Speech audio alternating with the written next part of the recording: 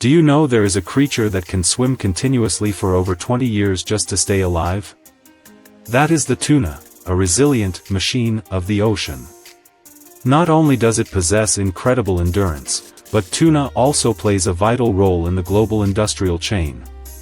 From the vast oceans, they travel thousands of nautical miles to reach modern processing factories, where they are turned into nutrient-rich canned products. Thailand is considered one of the world's largest processing hubs, while the United States is a massive consumer market with rapidly growing import demand.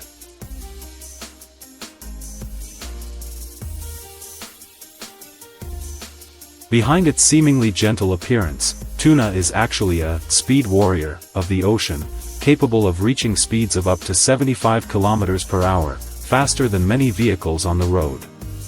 Tuna fishing typically peaks from May to September, when populations reach optimal levels. Fishing grounds span tropical and temperate waters across the Pacific, Atlantic, and Indian Oceans, where tuna migrate along ocean currents in search of abundant food. Depending on the purpose and scale, fishermen use various methods such as purse-seine nets, handline fishing, or specialized vessels. Among these, purse-seining is the most common and effective method for catching skipjack tuna in the canning industry, as it can encircle entire schools in a short time. Once a school is detected, often through sonar or seabird activity, the vessel quickly deploys a circular net and then tightens the bottom to prevent escape, maximizing the catch.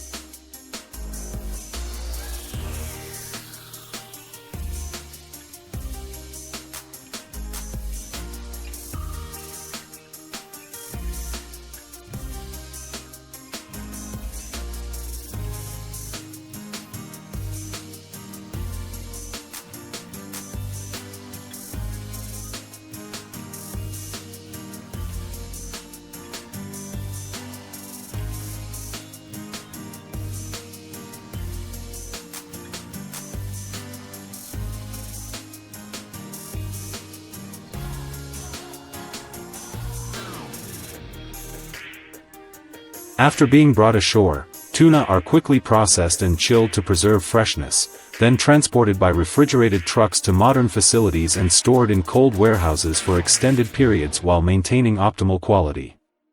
At the factory, the fish can be processed directly without thawing, using high-capacity industrial cutting machines with ultra-hard blades that ensure precise cuts.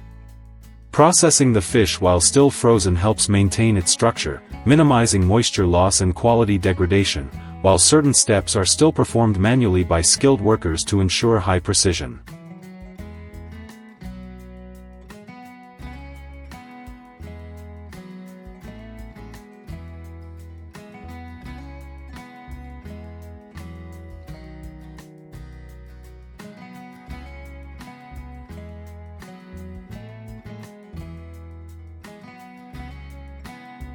Once cleaned, the tuna are transferred to large industrial steamers for cooking. These systems are equipped with precise temperature control technology, allowing large volumes of fish to be processed simultaneously. After being perfectly cooked, the tuna are moved to the manual processing area, where skilled workers carefully separate the meat with near-perfect precision, removing bones, skin, and any substandard parts. Only the highest quality portions are kept for canning. During this stage, workers often use bare hands or thin gloves to ensure gentle handling and avoid damaging the meat.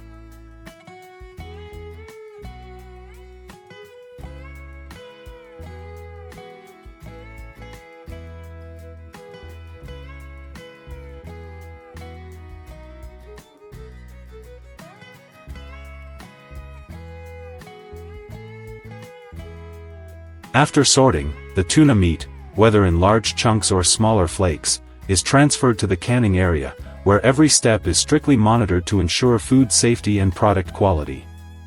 For large, intact pieces, the canning process requires even greater precision. Workers manually arrange each piece in a specific orientation to ensure uniformity and visual appeal. At this stage, tuna is portioned into cans with exact weight, and each worker is carefully trained to maintain consistency. Although slower than fully automated lines, this manual method offers better control, especially for premium products.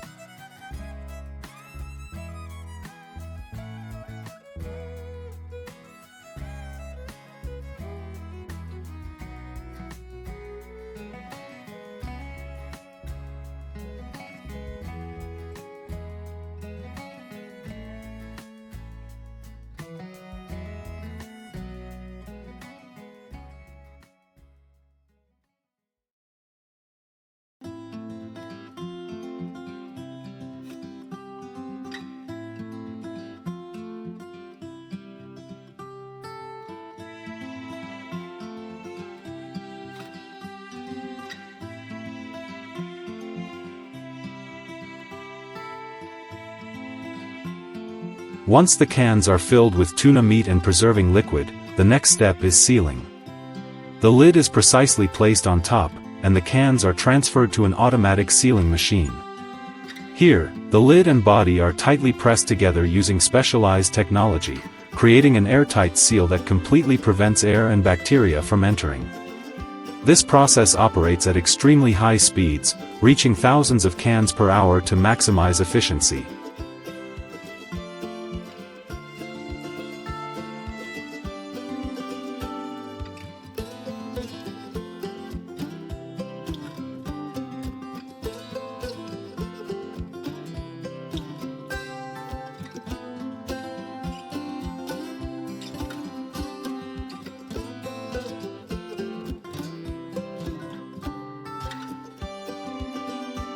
Finally, the tuna cans are packed into cartons printed with product and brand information. Every step is carried out with precision, forming a complete production chain, from the depths of the ocean to neatly packaged products ready for consumers. This is not just the journey of a fish, but a testament to the perfect combination of nature and modern technology.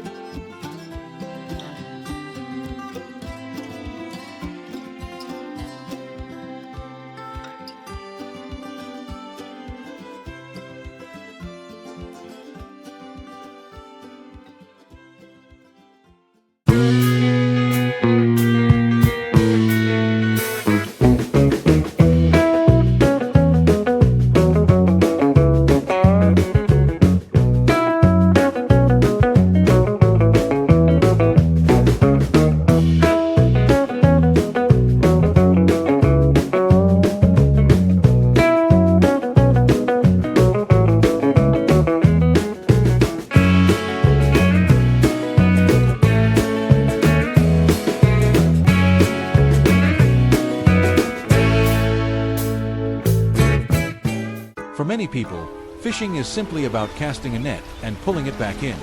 But offshore, everything becomes far more complex.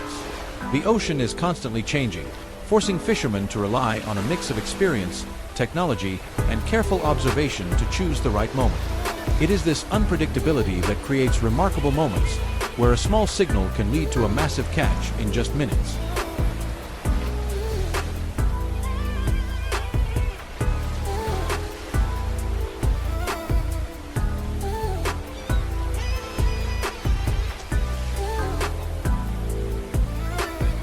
Off the coast of Russia, a quiet morning quickly turned into a large-scale operation when sonar detected a dense signal beneath the water. Without hesitation, the vessel deployed a purse seine nearly half a kilometer long to surround an entire sardine school. Within minutes, the surface began to churn as tens of thousands of fish were forced into a tight space. As the net was hauled in, sunlight reflected off their silver scales, making the catch look like a moving stream of metal, and a single haul brought in nearly 40 tons of fish.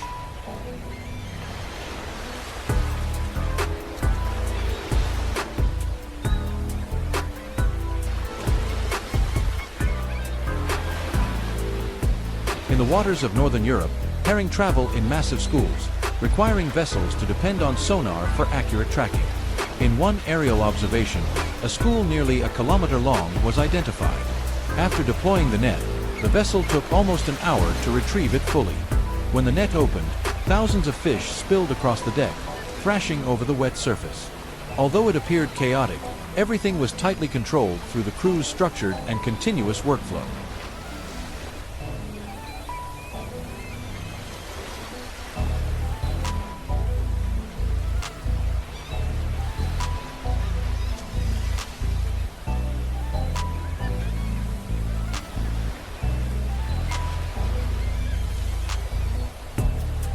In Alaska, fishing operations reach an industrial scale, targeting pollock, one of the highest yield species in the world. Trawl nets are lowered hundreds of meters below the surface and towed for hours. Once the winch system begins pulling them back up, the entire net rises together. As it opens, fish cascade onto the deck like a living waterfall, thousands of silver bodies pouring out amid roaring machinery and splashing water, with each haul reaching between 20 and 30 tons.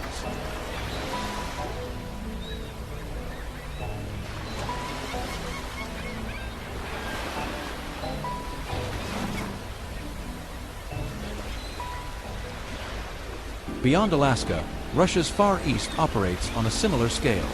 Vessels in the Bering Sea use radar and sonar to locate schools before deploying nets to the ocean floor. When the nets are retrieved, tens of tons of fish are brought on board within minutes. On deck, work continues without pause as crews rapidly sort and transfer the catch into freezing holds to preserve quality for the next cycle.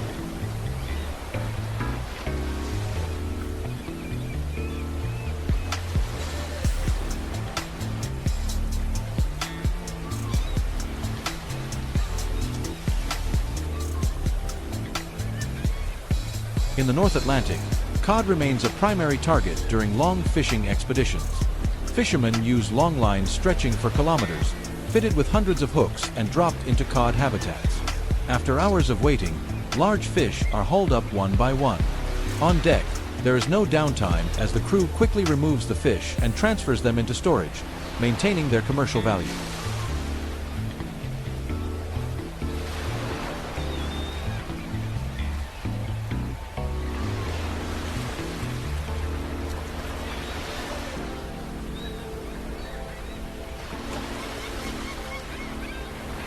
At the same time, many regions use bottom trawling and deep water traps to harvest species living near the seabed, such as black cod. Nets are dragged along the ocean floor, or traps are placed in deeper waters to hold the catch. When retrieved, the deck is quickly covered with dense loads of fish, requiring a steady rhythm of sorting and storage to keep operations flowing smoothly.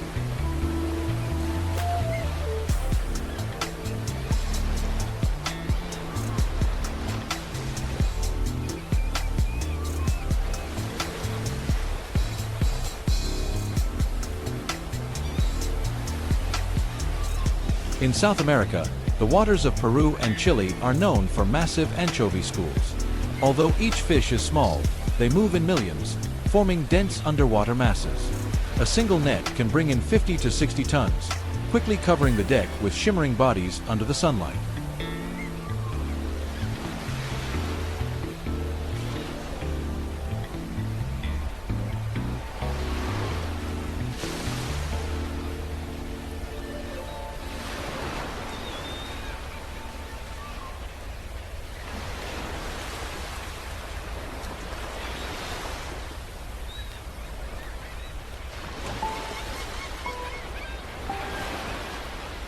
Off the coast of South Africa, a unique phenomenon occurs as billions of sardines migrate along the shoreline, attracting numerous predators.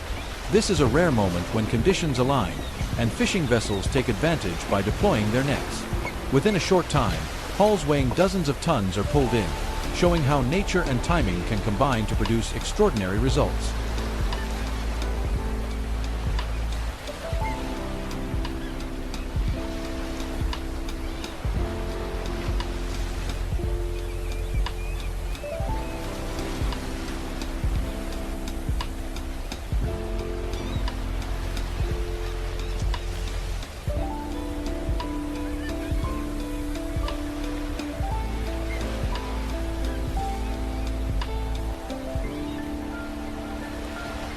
These scenes happen every day across the oceans, even if they are not always recorded.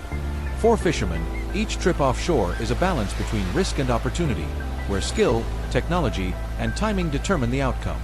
If you found this interesting, leave a comment and don't forget to follow the channel for more stories from the sea.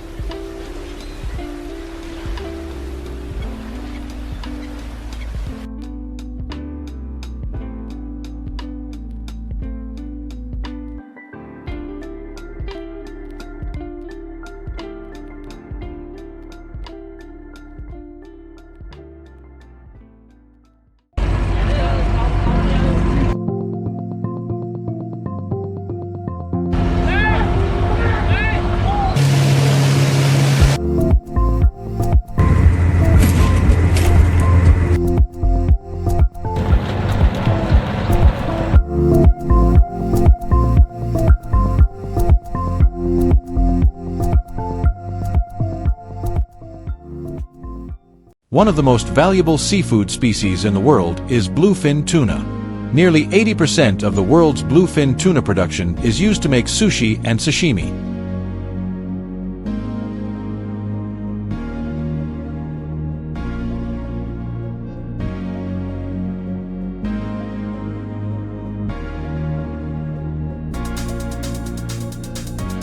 This shows the enormous pressure placed on offshore fishing trips.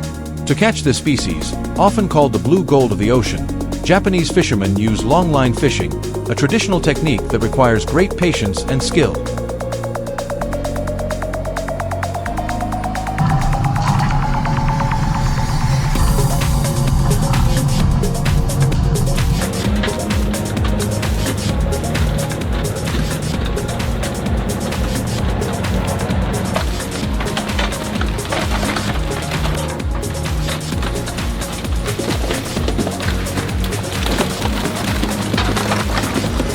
Before every voyage, everything must be carefully prepared. From fishing lines and hooks to live bait, every detail is checked. Fishermen often choose mackerel or herring as bait because they can attract tuna from far away. When the vessel reaches the fishing grounds, long lines stretching for kilometers with hundreds of hooks are released into the sea. Then begins a waiting period that can last for hours or even days. During this time, fishermen face many risks.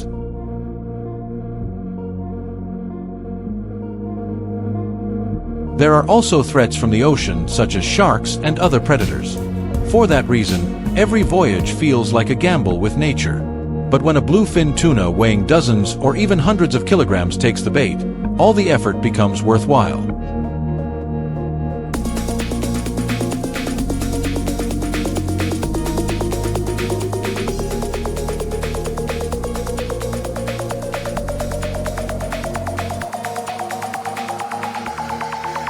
As soon as the fish is pulled onto the boat, fishermen must process it immediately to preserve the quality of the meat.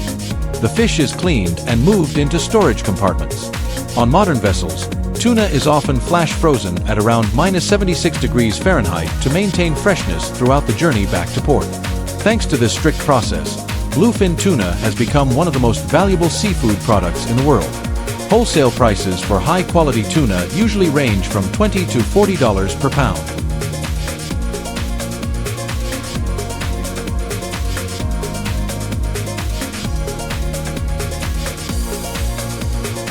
The next product is squid. Squid prices in Japan have increased 4 to 5 times in recent years. But this is not a positive sign. In reality, Japan's squid fishing industry is facing a serious crisis. In 2000, annual squid catches exceeded 300,000 tons. By 2024, however, the average catch had fallen to only about 0.38 squid per hour per fishing machine. This number shows that marine resources are declining rapidly. When production decreases, supply cannot meet market demand. As a result, many small and medium-sized squid fishing boats are struggling to operate, and some have been forced to stop working. However, many boat owners still continue to go out to sea. Under these conditions, squid fishing mainly takes place at night.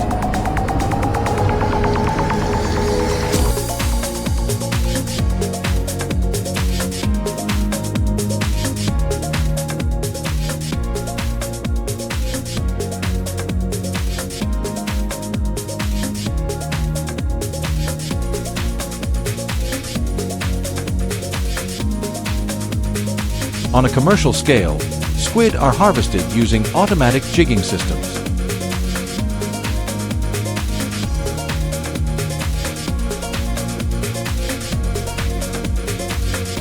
Fishermen use artificial lures shaped like small squid or other marine creatures. These lures are arranged along fishing lines and lowered into the sea.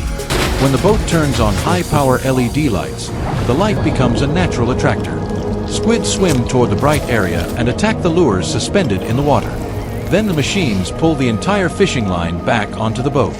The equipment can operate continuously day and night, saving time and reducing labor. On deck, fishermen quickly collect the squid and place them into baskets.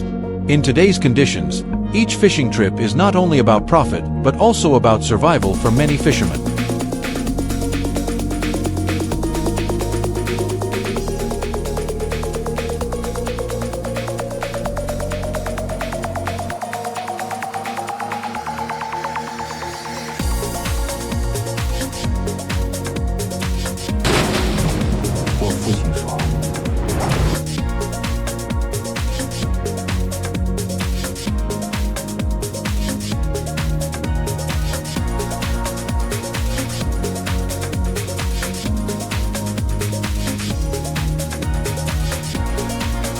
However, Japan is not only famous for fish.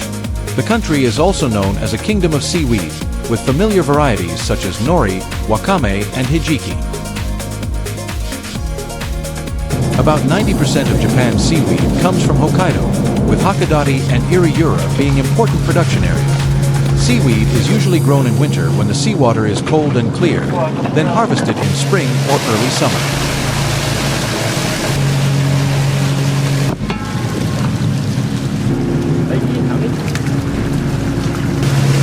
On harvest day, boats move slowly along rows of seaweed nets in the ocean. Machines pull the nets covered with seaweed out of the water.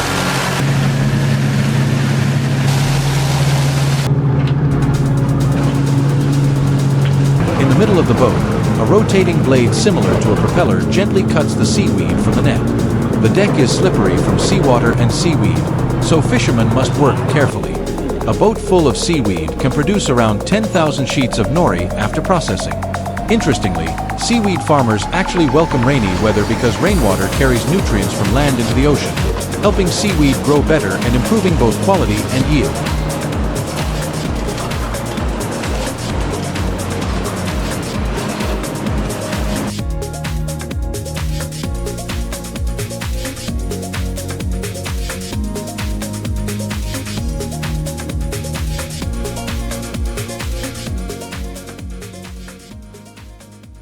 But as marine resources continue to decline and costs rise, the fishing industry faces many challenges.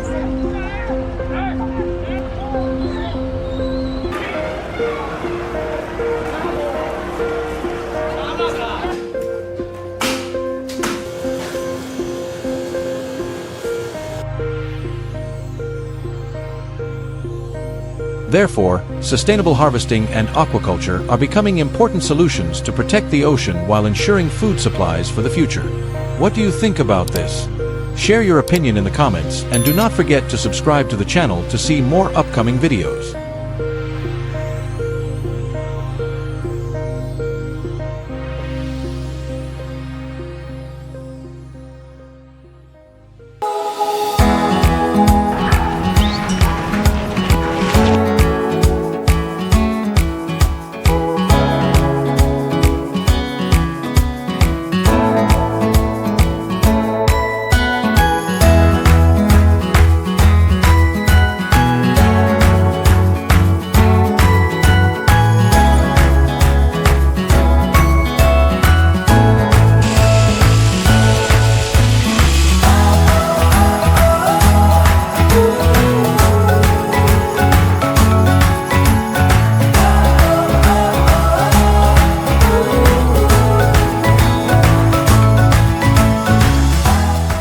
If all 79 million sheep in Australia were to disappear overnight, the country's agricultural sector could fall into chaos faster than many financial crises in modern history.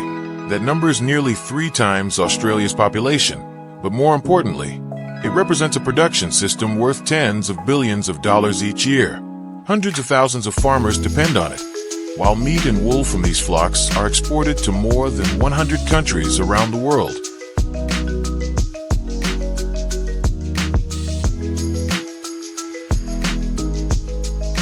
Remarkably, sheep farming thrives most in some of the driest and windiest regions of Australia. Irregular rainfall, vast natural grasslands, and harsh terrain have shaped a unique livestock production model. A single sheep may be raised for many years to produce wool before eventually becoming part of the food supply chain.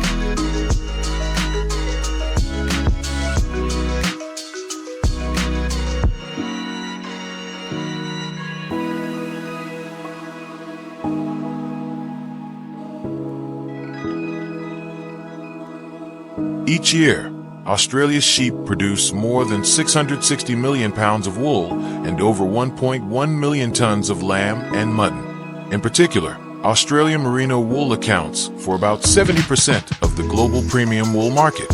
From tailored suits in Europe to high-end sweaters in Japan, many luxury fashion products originate from sheep raised on Australia's vast grasslands. Yet before these refined products appear in stores, everything begins with a carefully managed life cycle starting even before a sheep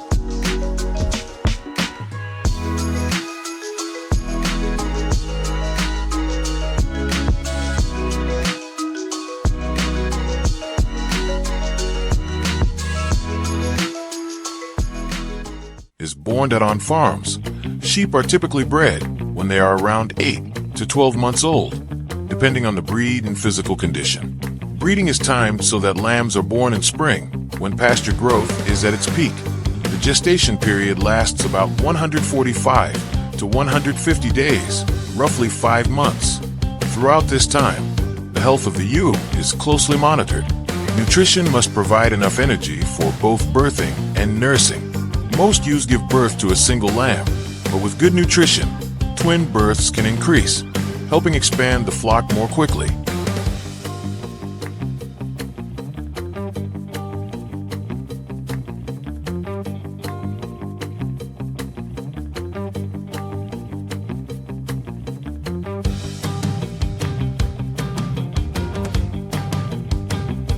When lambs are about 2 to 6 weeks old, they enter a stage that is almost mandatory in Australia's sheep production system: tail docking. This procedure helps keep the rear area dry and reduces the risk of fly strike, a condition in which flies lay eggs on moist skin and cause severe damage if left untreated. Despite various preventive measures, thousands of sheep are still affected by this condition each year. As a result, tail docking is considered a necessary practice in large-scale grazing systems.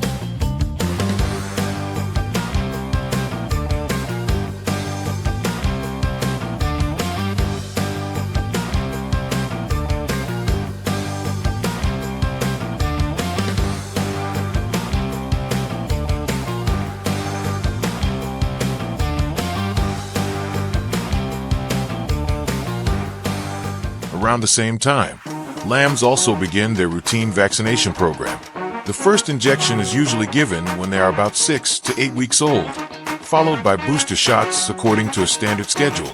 By the time they are 3 to 4 months old, lambs begin grazing independently and are gradually weaned. From this stage, the flocks are sorted according to their intended purpose. Some are kept for breeding, while others are raised for wool and meat production.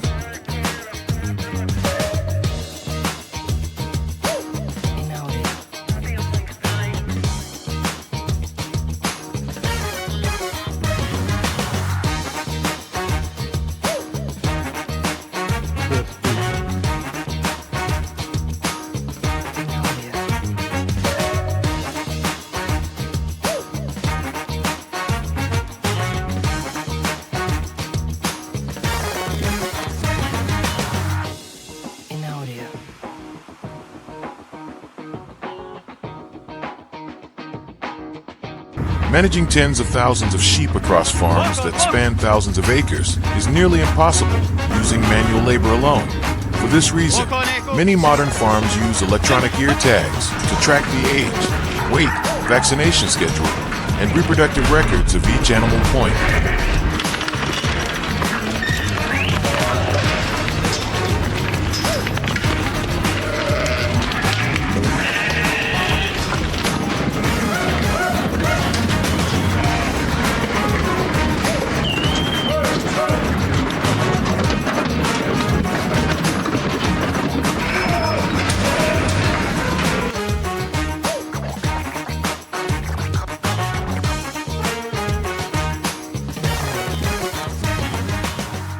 One of the greatest economic values of sheep lies in their wool. Each year, sheep are typically shorn once in late spring or early summer. A skilled shearer can handle between 150 and 200 sheep per day.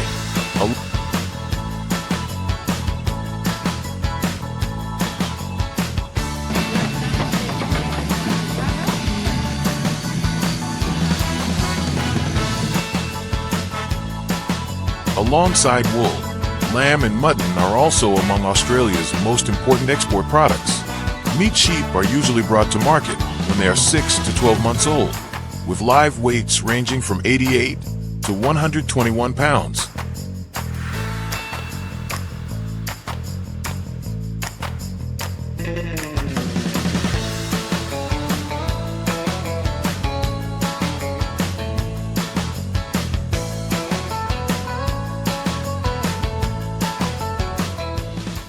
Before reaching processing facilities, sheep are gathered at transfer stations, where they are sorted by weight.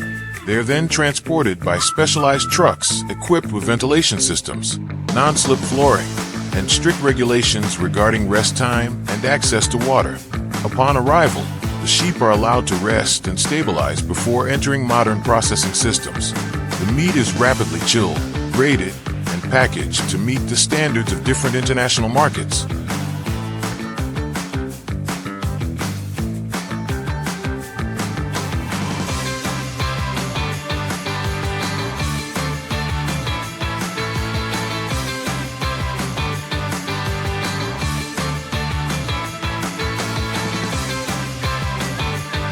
From the remote grasslands of Australia to dining tables on the other side of the planet, the journey of a single sheep can span many years.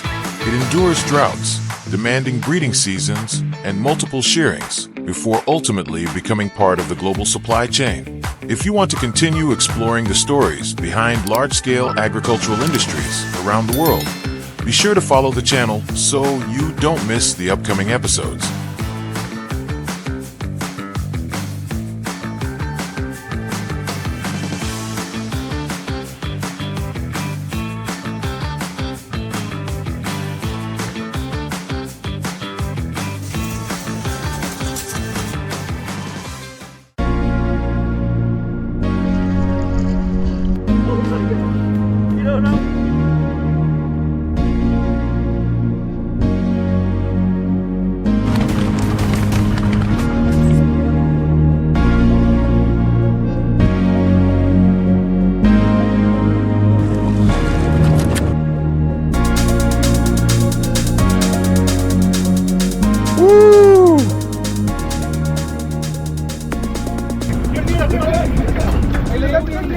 The Gulf of Mexico has always hidden deep mysteries.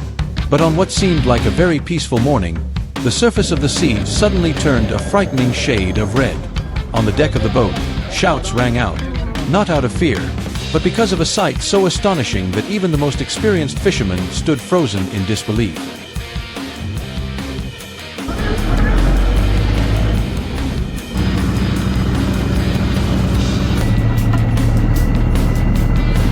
Hundreds of thousands of red snappers suddenly surfaced at the same time, rushing into containers and spilling across the deck, forming a vivid and chaotic red waterfall. The sound of fins striking metal, the deck vibrating under the weight, everything blended into a powerful roar that made the entire vessel seem to tremble in the middle of the ocean.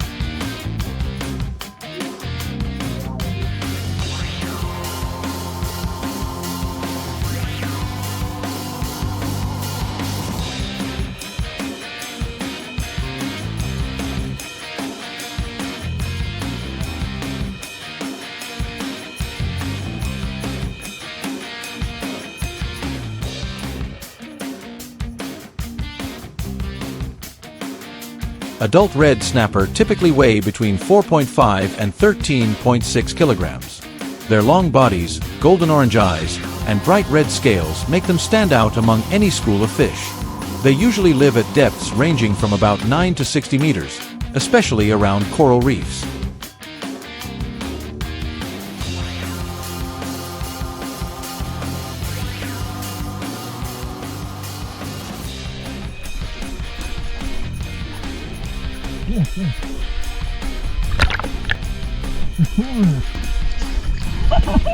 Many schools also gather around shipwrecks or underwater structures where they can hide and hunt for prey. However, their striking appearance is only part of the story. Red snapper are actually one of the most valuable commercial fish species in the United States. Fishermen often affectionately call them the red gold of the ocean.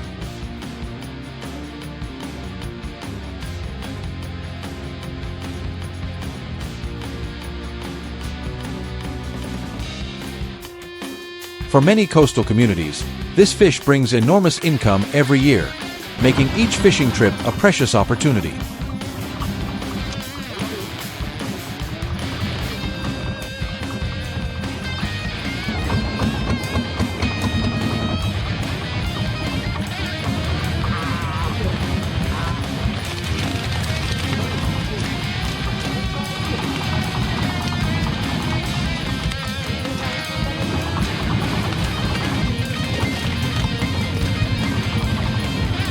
Because just beneath the surface, the schools of red fish begin to swirl. The water foams as if a small whirlpool is slowly forming. The anglers simply need to keep the right rhythm. Drop the bait gently, give the rod a precise jerk, and reel in at the perfect moment.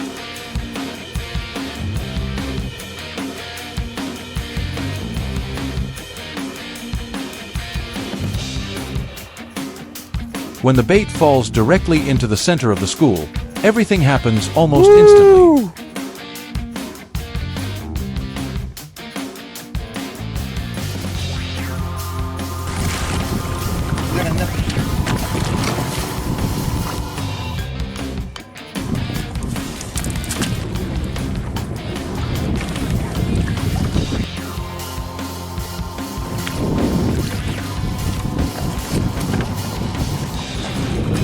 The timing also coincides with the season when red snapper feed aggressively, attacking almost anything that moves in front of them. The result is a rare spectacle. More than 100,000 red snappers are pulled onto the boat in a single morning.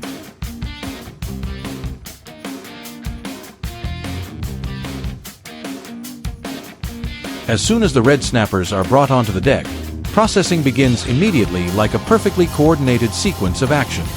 The fish are quickly transferred into a chilling system where their body temperature is lowered close to freezing within minutes.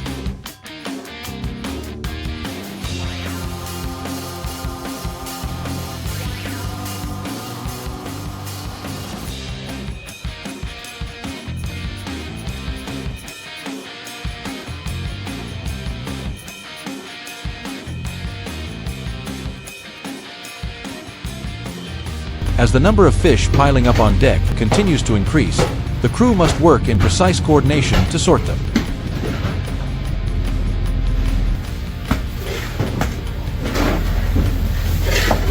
The largest fish, with firm and powerful muscles, are placed directly into deep ice containers. Smaller ones are separated for later processing.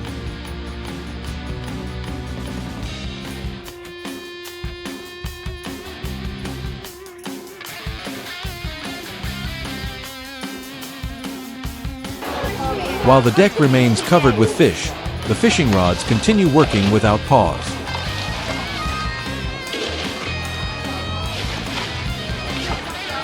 Inside the cabin, the captain carefully monitors radar and current sensors to ensure the boat stays directly above the concentration of fish.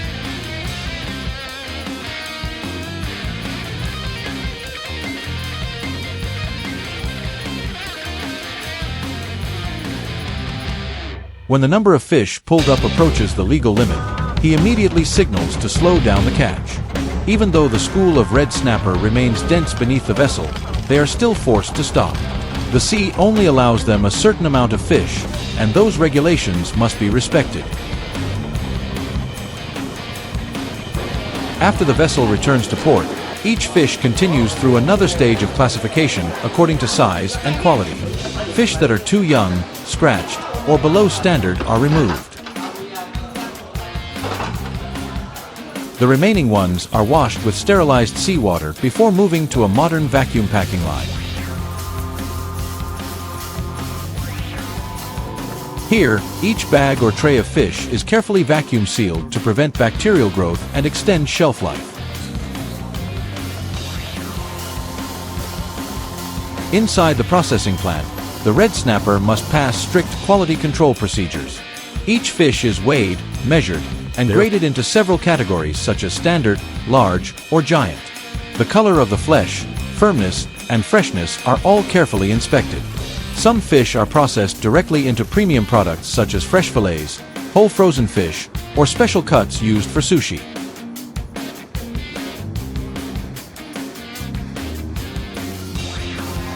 many shipments are also packed according to specific standards for export markets.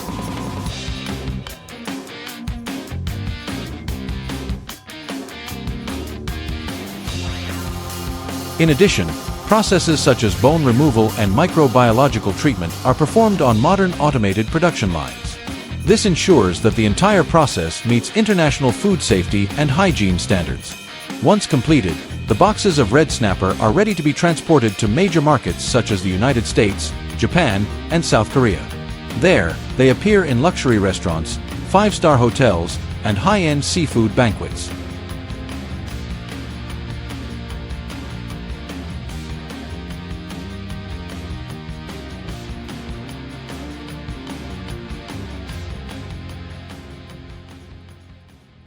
However, the ocean is changing, and the seafood industry is entering a new stage filled with challenges. The future of the iconic red snapper of the Gulf of Mexico has become more uncertain than ever. We can only hope that the ocean will continue to preserve treasures like the red snapper. But their future, like that of the ocean itself, remains something no one can predict with certainty.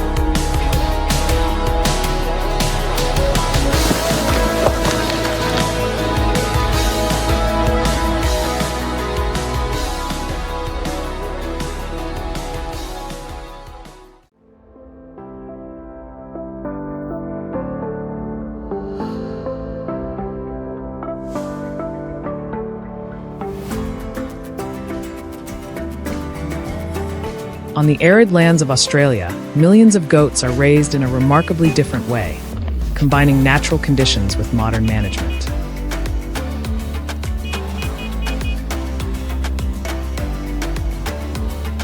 Rather than being confined to barns, they roam across vast grasslands, foraging for their own food and adapting to harsh environments.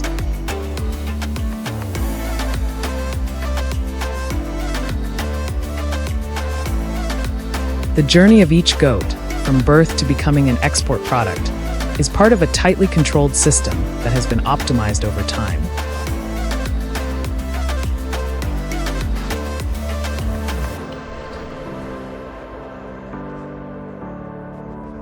Globally, the goat population exceeds 900 million, with the highest concentrations in semi-arid regions.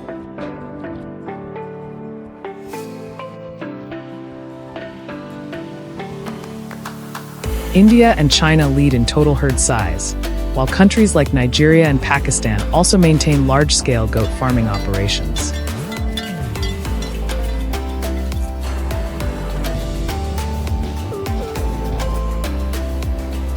However, Australia does not compete in volume, but rather in quality and in its production system for export-oriented goat meat.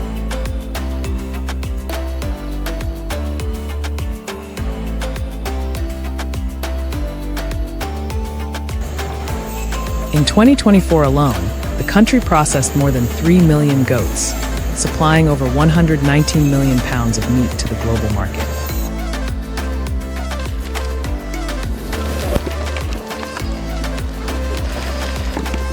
With around 55% of the export market share, Australia remains the world's largest supplier of goat meat.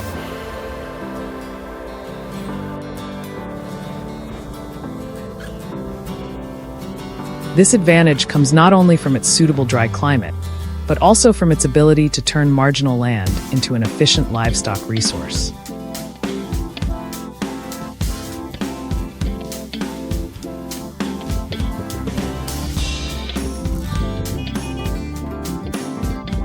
In states such as New South Wales and Queensland, farms spanning thousands of acres serve as natural habitats for goat herds.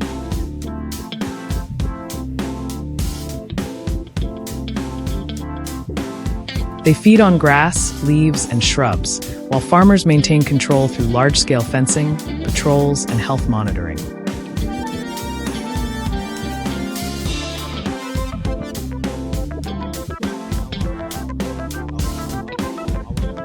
This model reduces feed costs, makes use of otherwise unproductive land, and is well suited to remote areas.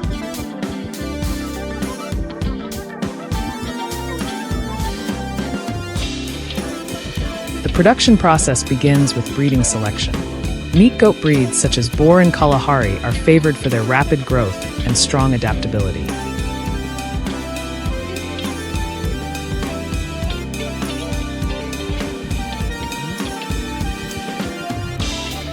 Breeding goats are selected based on physical condition, health, and reproductive performance.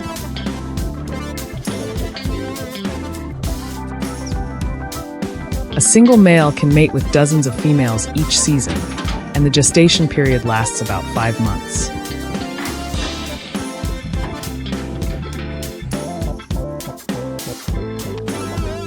During pregnancy, female goats continue to graze naturally, but are supplemented with minerals and clean water.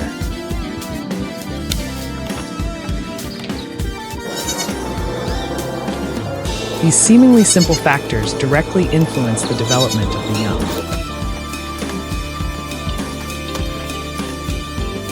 In harsh weather conditions, shade structures or windbreaks are installed to protect the herd.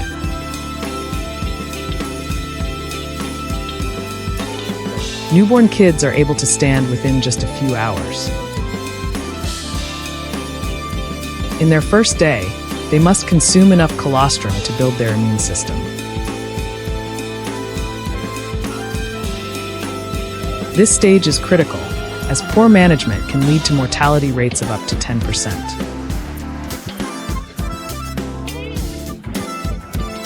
Weaker individuals are separated and given special care to ensure the highest possible survival rate.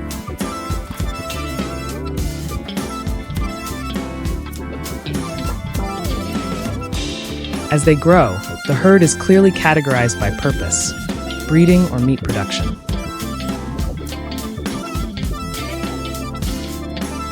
They continue grazing on natural pasture, supplemented with feed such as grains or agricultural byproducts.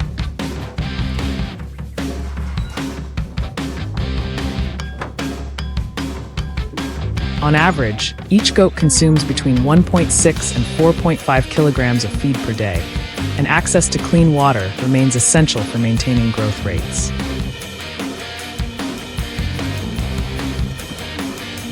Technology plays an increasingly important role in herd management.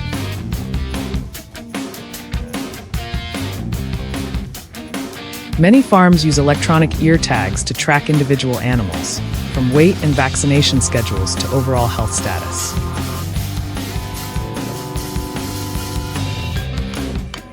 Monitoring is no longer based solely on manual observation, but is supported by off-road vehicles, herding dogs, and even drones for large-scale surveillance.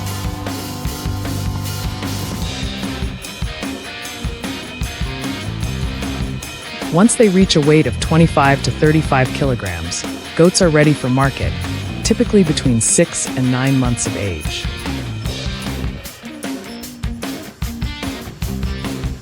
At this stage, the meat is at its best quality, tender, lean, and highly valuable. After health inspections, the animals are transported using specialized vehicles to minimize stress before processing. At processing facilities, operations are carried out quickly while strictly adhering to food safety standards. The meat is cleaned, graded, and packaged before distribution. Approximately 90% of the production is exported, with the United States as the largest market, followed by the Middle East and Asia.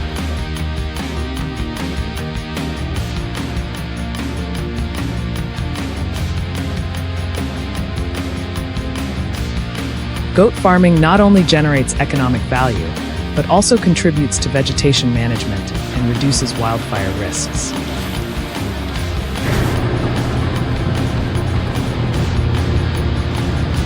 Goats feed on shrubs and weeds, helping restore ecological balance and improve land conditions.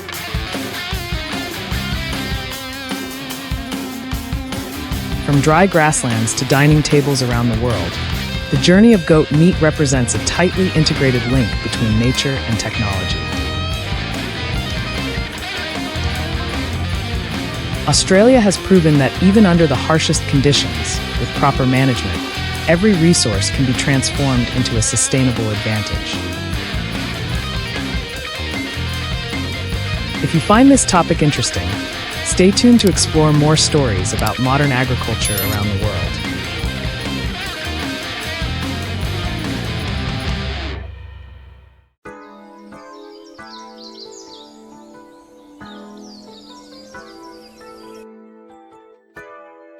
The familiar ingredients on our daily dining table may seem simple, but behind them lies a meticulous and enduring harvesting journey.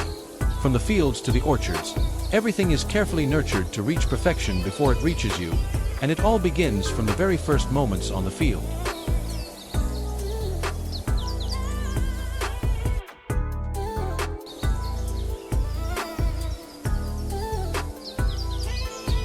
Red apples have long been a familiar symbol in culinary traditions, appearing in everything from fragrant baked goods to sweet apple preserves. On large orchards, the harvesting process is optimized with tree shaking technology. A massive white tarp is spread under the tree, and when the machine begins to operate, gentle vibrations cause the ripe apples to fall naturally, landing softly onto the surface. Everything is safely caught, without harming the structure of the tree. However, for premium apple varieties, human hands are still the decisive factor. The pickers stand on ladders, gently twisting each apple to detach the stem without damaging the smooth skin. The apples are then placed into a bag worn across the chest, allowing them to move nimbly between dense branches. This combination of machinery and skilled craftsmanship ensures that only the finest apples are selected.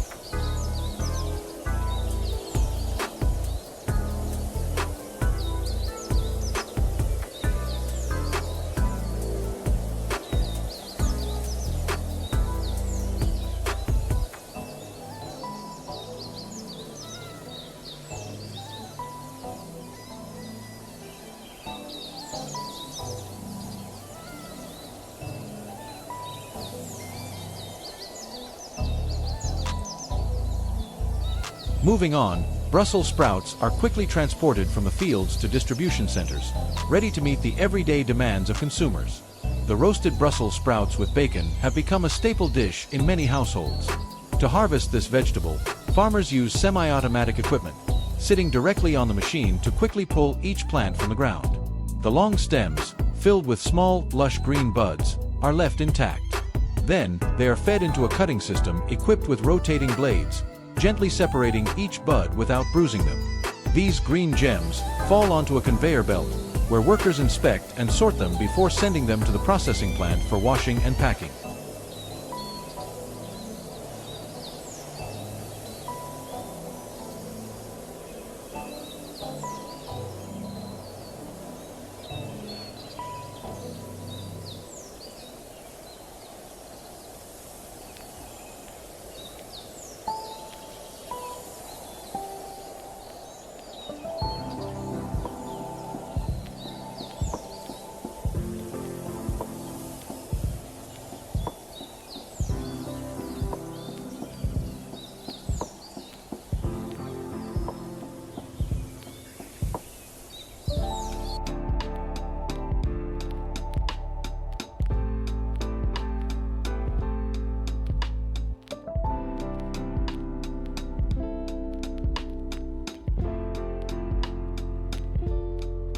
Next, broccoli, a common ingredient in everyday meals, is produced globally with an annual output of millions of tons.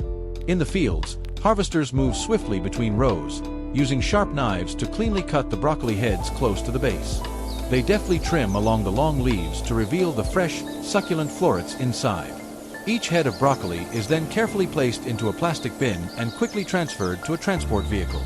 In modern farms, machinery has played an even larger role in this process.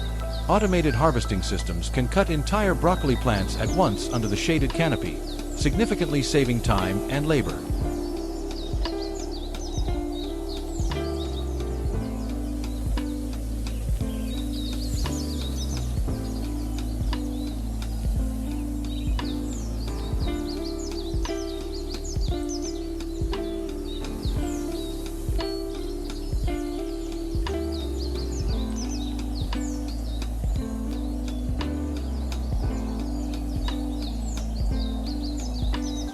Meanwhile, dragon fruit, originating from the arid lands of Latin America, has undergone a long journey to become one of the most important fruits in Asia.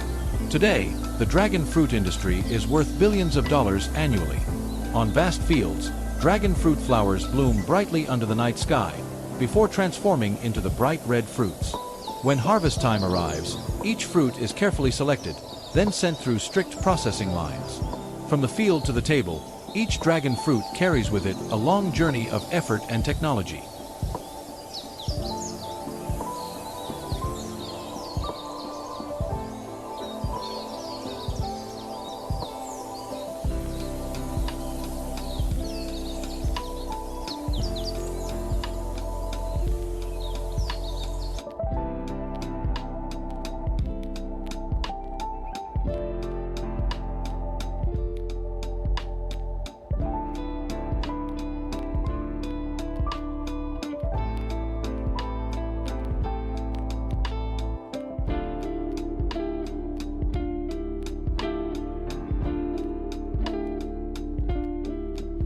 At the same time, pomegranates have gradually become a standout feature in cuisine, with their red seeds glistening like precious gems. Farmers cut each pomegranate from the branches and gently place it into a basket to avoid collisions. With years of experience, they can harvest dozens of fruits in just 1 hour. At larger farms, mobile conveyor belts are deployed across the fields. The pickers simply place the fruit onto the belts, and the system automatically transports them to the containers, optimizing the entire process.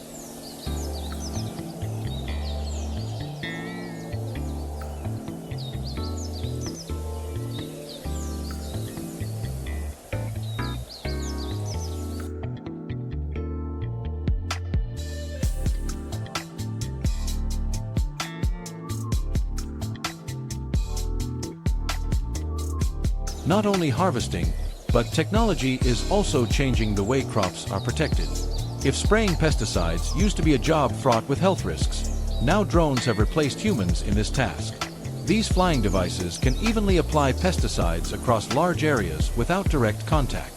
Before each operation, all data about the field area, plant density, and growth stage is calculated and pre-programmed.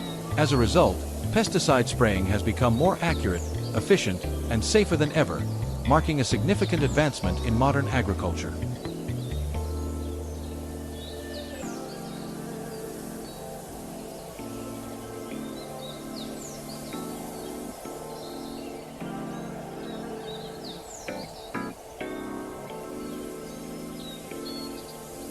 Closing the harvesting process, amid the cool early year atmosphere, the carrot harvest is taking place in the fields.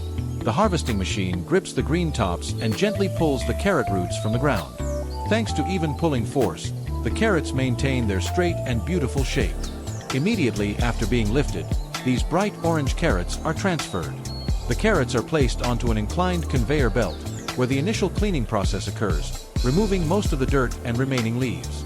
This is the first stop before these fresh carrots reach consumers.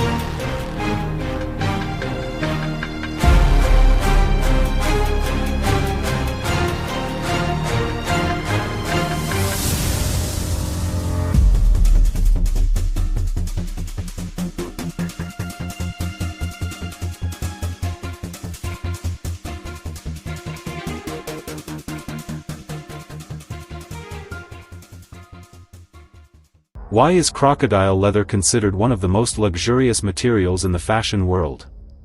From exquisite handbags and handcrafted shoes to high-end accessories, every piece of crocodile leather carries a unique value. Its durability, distinctive scale patterns, and rarity have made it a symbol of elegance. But behind these luxury products lies a tightly organized farming and processing industry. So what exactly has turned crocodile leather into the soft gold of the global luxury industry?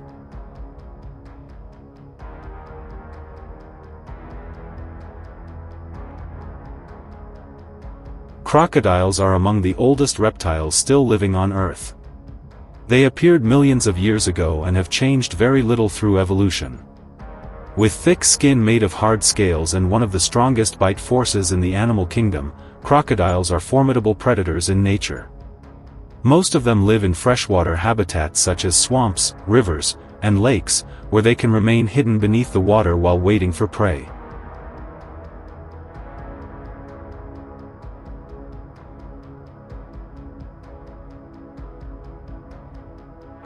Today, to meet the demand for high-end leather, many countries have developed large-scale crocodile farms. Enclosures are built with strong high walls for safety and usually include a central water pool and dry areas where crocodiles can rest and bask in the sun. The pools are typically 50 to 100 centimeters deep, allowing crocodiles to move easily and regulate body temperature. The enclosures are also divided by age groups, such as juveniles, adults, and breeding crocodiles, making management easier and reducing conflicts between individuals. During the breeding season, female crocodiles dig nests in soft soil or sand to lay their eggs, then cover them with sand for protection. In the wild, the mother usually stays nearby to guard the nest, so collecting eggs on farms must be done very carefully, often early in the morning or at night when the mother is less active. After being removed from the nest, the eggs are cleaned of mucus and placed into incubation trays filled with sand or moisture-retaining materials. The incubation temperature is typically maintained between 29 and 34 degrees Celsius, and the eggs hatch after about 65 to 90 days. When the eggs begin to crack, farmers monitor closely and may assist the hatchlings if necessary to ensure they emerge safely. After hatching, the baby crocodiles are moved to separate tanks with clean water and stable temperatures. At first, they are fed small fish or minced meat to make digestion easier. This early stage is very important because the young crocodiles are still weak. As they grow, their diet gradually changes to larger food such as chicken heads or fresh meat. Since growth rates differ, farmers usually separate crocodiles by size to prevent larger ones from overpowering smaller individuals.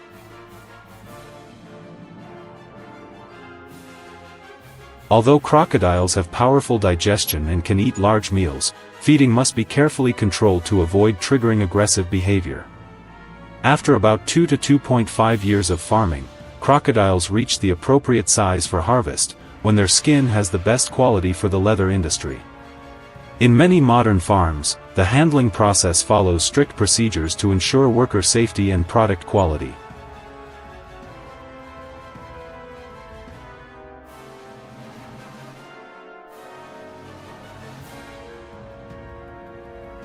After being transported to processing facilities, the crocodiles undergo a careful skinning process. Technicians cut along marked lines to separate the skin from the meat without damaging the natural scale pattern. This step is critical because the value of crocodile leather depends greatly on the perfection of the scales. The meat is then processed separately, washed, cut into portions, and packaged for the food market. In many cuisines, crocodile meat is considered a unique ingredient with a distinctive flavor.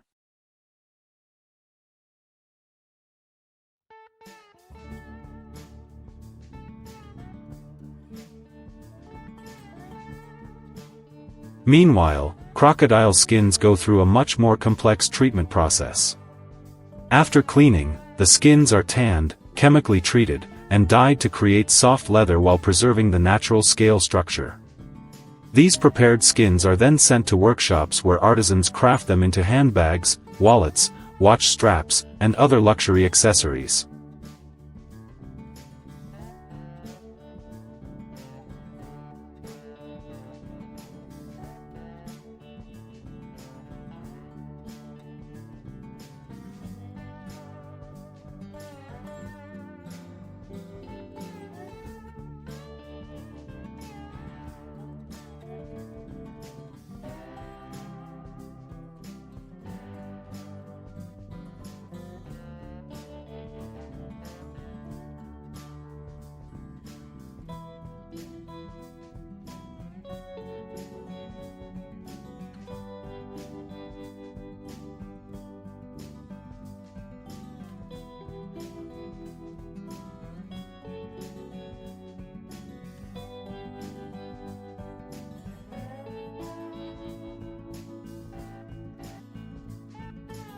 Each crocodile leather product goes through many meticulous handcrafted steps, from selecting the most beautiful scale sections to cutting and stitching.